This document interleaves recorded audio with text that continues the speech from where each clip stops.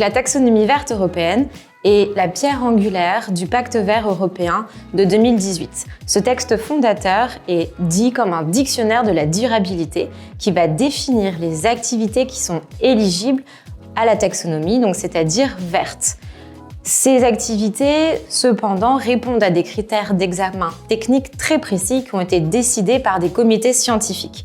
Tout ça pour arriver en fait à une harmonisation de la définition de durabilité au niveau de l'Union européenne.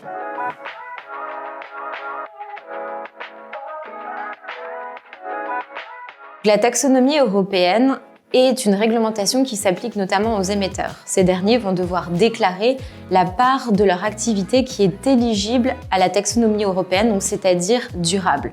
Cet alignement et ce pourcentage est fondamental pour les investisseurs et les financeurs qui, eux, se voient appliquer d'autres réglementations type SFDR qui demandent plus de transparence. Cette information qui est donc donnée par les émetteurs va s'intégrer dans les nouveaux reporting financiers pour qu'un investisseur puisse comprendre la part de ses flux financiers qui est fléchée vers des investissements dits verts ou durables.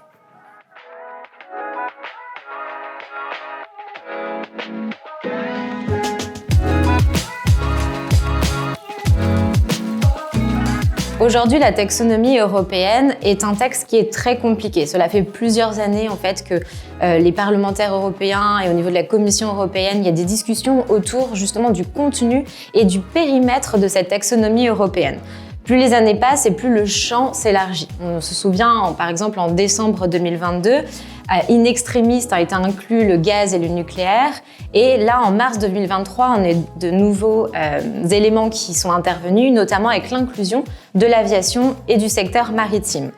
Donc aujourd'hui, c'est un texte qui est constamment en évolution, qui n'est pas encore terminé, alors que des réglementations s'appuient impérativement sur ces textes, celui-ci est encore bancal, ce qui crée finalement une fragilité aujourd'hui de tout le dispositif réglementaire de la finance durable.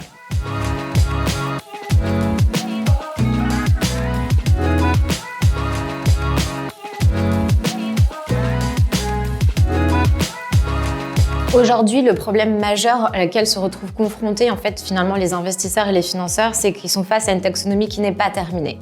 C'est face à une taxonomie qui est très complexe et qui est en constante évolution.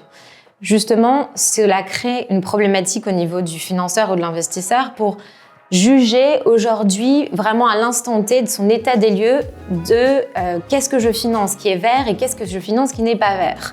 Donc aujourd'hui, si on regarde les chiffres qui sont publiés par les financeurs et les investisseurs, on se rend compte qu'ils sont très faibles.